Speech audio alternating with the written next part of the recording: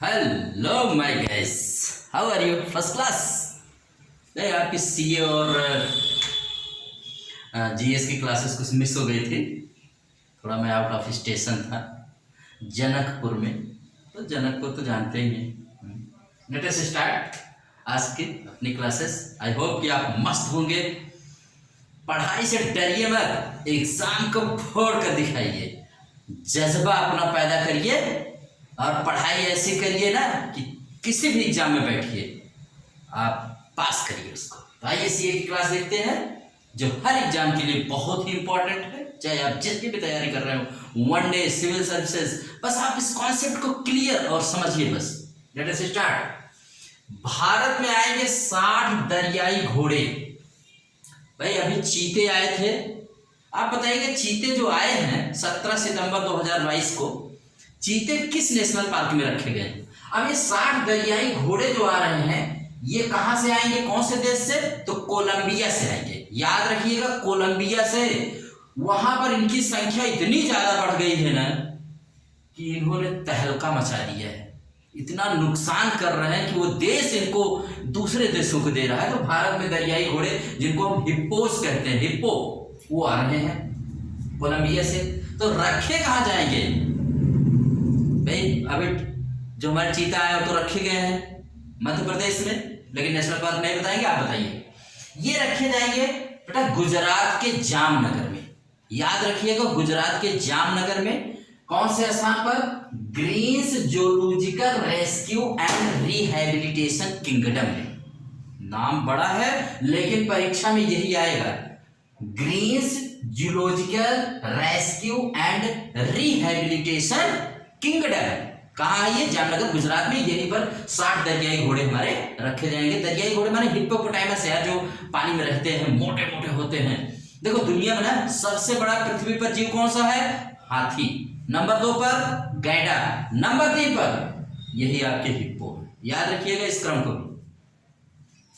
उसके बाद सागर सेतु, ये समुद्री राष्ट्रीय लॉजिस्टिक पोर्टल है जो रियल टाइम जानकारी देगा कि आयातक और निर्यातक को सीमा शुल्क के बारे में पूरी जानकारी ये देगा।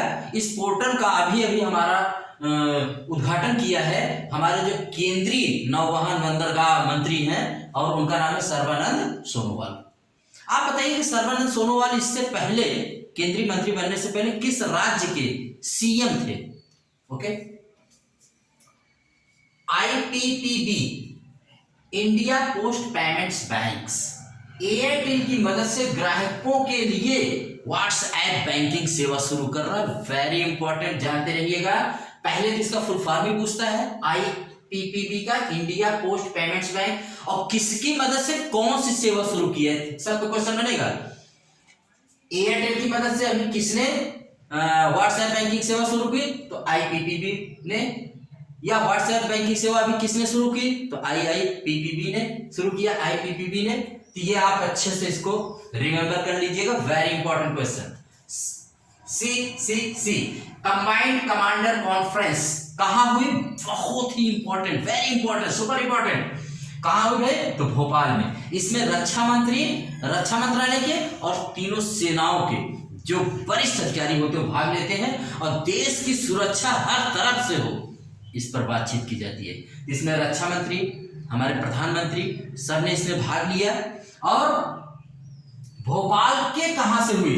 तो कुशाभाऊ ठाकरे अंतरराष्ट्रीय कन्वेंशन सेंटर। यह भी पूछा जा सकता है कि कुशाभाऊ ठाकरे अंतरराष्ट्रीय कन्वेंशन सेंटर कहां है, क्योंकि ये चर्चा में है। यहां पर किसकी बैठक हुई? कंबाइंड कमांडर कॉन्फ्रेंस की बैठक हुई है। ठीक है, यहीं पर जब मोदी जी गए थे, यहां पर मोदी जी, प्रधानमंत्री जी भी गए थे वहां पर, तो उन्होंने रानी कमलापति रेलवे स्टेशन से भारत की 11वीं वंदे भारत ट्रेन को हरी झंडी दिखाई, जो भोपाल से नई दिल्ली जाएगी। तो याद रखिएगा। अब ये क्वेश्चन में आप बताइएगा कि रानी कमलापति रेलवे स्टेशन का अभी अभी नाम बदला गया है, इसका पहला क्या नाम था? रानी कमलापति रेलवे स्टेशन का पहला नाम, ओल्ड नेम क्या था? जल्दी से बताइए। अमित शाह जी द्वारा, जो हमारे केंद्रीय होम मिनिस्टर हैं, इनके द्वारा मिजोरम के आइजोल से 15 किलोमीटर दूर जोखावसांग, याद रखिएगा, जोखावसांग में असम राइफल्स की नई बटालियन के हेडक्वार्टर का उद्घाटन किया। आप बताइएगा असम राइफल्स भारत के किस बॉर्डर पर लगे रहते हैं? असम राइफल्स की नई बटालियन का मुख्यालय कहाँ हुआ? जोखासांग में, मिजोरम में। अभी अभी उद्घाटन किया हमारे होम मिनिस्टर ने। ठीक है, असम राइफल्स का मुख्यालय बताइएगा, असम राइफल्स का मुख्यालय कहां पर है? ठीक है, G20 की आपदा जोखिम न्यूनीकरण कार्य समूह की पहली बैठक 3 दिनों तक जो चल रही गांधीनगर गुजरात में हुई, इसको जानते रहिएगा।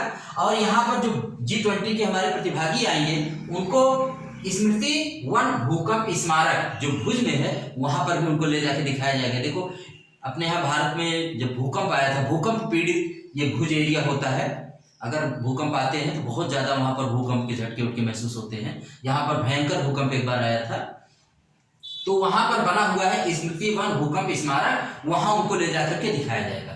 और ये भुज क्या है? तो जो भारत का सबसे बड़ा जिला है, भारत का सबसे बड़ा जिला कच्छ गुजरात में है, कच्छ का हेडक्वार्टर है भुज। याद रखिएगा कच्छ का हेडक्वार्टर क्या है? भुज। एक राष्ट्र एक ग्रिड और एक मूल्य की तर्ज पर प्राकृतिक गैस क्षेत्र में समान टैरिफ लागू हुआ। इसकी डेट याद रखना है 1 अप्रैल 2023 को। वेरी सुपर सुपर इंपॉर्टेंट कि एक राष्ट्र एक ग्रिड और एक मूल्य की तर्ज पर प्राकृतिक गैस क्षेत्र में क्या लागू हुआ? समान टैरिफ। इसकी डेट बहुत पूछी जाएगी, तो 1 अप्रैल 2023 से, मतलब अब गैस में भी समान मूल्य प्राकृतिक गैस में लागू कर दिया गया है। तो प्राकृतिक गैस नियामक बोर्ड ने 3 मूल्य क्षेत्र में बांटा है इसको। जो गैस कहां से निकाली जा रही है उसके स्रोत से दूरी पर आधारित होगा कि नजदीक जा रही है, दूर जा रही है, इस पर आधारित होता है रहेगा। तो बोर्ड ने समान टैरिफ की दर क्या घोषित की है? तो 93 रुपए, सॉरी 73 रुपीस और 93 पैसे प्रति metric million British thermal unit. ये क्या है भाई? यानी 73 रुपए 93 पैसे प्रति metric million British thermal unit, MMBTU। यही पूछेगा परीक्षा में, क्या है MMBTU? तो बता दीजिएगा कि metric million British thermal unit. ये क्या होता है भाई? तो प्राकृतिक गैस को मापने का ये पैमाना है, इसी में गैस मापी जाती है। अंडरस्टैंड? प्राकृतिक गैस को, ठीक है, नेचुरल गैसेज जो होती है उसको। MMBTU को याद रखिएगा, पूछेगा भी हाल ही में ये शब्द रहा चर्चा में, तो क्या है ये? G20 पर्यटन कार्यकारी समूह की सेकेंड मीटिंग, दूसरी बैठक सिलीगुड़ी में हो रही है। सिलीगुड़ी कॉरिडोर याद है ना कि मुख्य भारत को पूर्वोत्तर भारत से जोड़ने वाला एक छोटा सा गलियारा, सिलीगुड़ी कॉरिडोर कहां पड़ता है भाई? पश्चिम बंगाल में। और यहाँ पश्चिम बंगाल में आप बताएंगे, पश्चिम बंगाल में ही ये जो सिलीगुड़ी कॉरिडोर है इसका एक और नाम है। वो नाम क्या है? सिलीगुड़ी कॉरिडोर।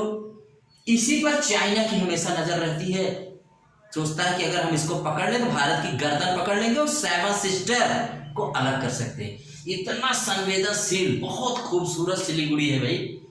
और ये पश्चिम बंगाल का तीसरा सबसे बड़ा शहर है सिलीगुड़ी। कोलकाता वहां का सबसे बड़ा शहर है, नंबर 2 पर आसानसोल है और तीसरे पर सिलीगुड़ी है। और ये 2 जिलों में फैला हुआ है। सिलीगुड़ी आपके जलपाईगुड़ी और दार्जिलिंग दोनों जिलों में इसका विस्तार है। ये दोनों जिले भाई बंगाल के ना स्वर्ग कहे जाते हैं, कश्मीर है। और आप सिलीगुड़ी में भी सुंदरता अपार पाएंगे, सुंदरता अपार है, इतनी खूबसूरती है ना। वो हिमालय का तलहटी भाग है एकदम। ये महानंदा और तीस्ता नदियों के पर बसा हुआ है कौन? सिलीगुड़ी। तो इसको याद रखिएगा। यहाँ पर G20 पर्यटन, मैंने G20 के जो टॉप क्लास के हमारे प्रतिभागी आए हैं तो उनको पर्यटन से संबंधित दूसरी मीटिंग सिलीगुड़ी में, भाई सुंदर शहर में, एकदम स्वर्ग जैसे शहर में इनको दिखाया जा रहा है। पर्यटन सचिव अरविंद सिंह जी ने बताया कि पूर्वोत्तर राज्यों की संभावनाओं और क्षमताओं को यहाँ पर बताया जाएगा कि G20 के देश देखें इंडिया कितना ब्यूटीफुल है, कितना खूबसूरत हमारा देश है। तो आज बस एक छोटी सी स्टार्ट किए हैं इसको आरके सिंपल क्लासेस पर। ऐसे ही बहुत सारे आपको वीडियोस मिलते रहेंगे।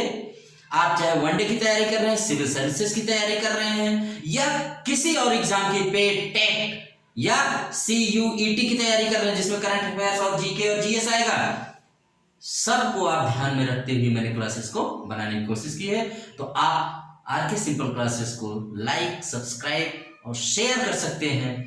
आप इसका फायदा उठाइए, free of cost, no money, absolutely free.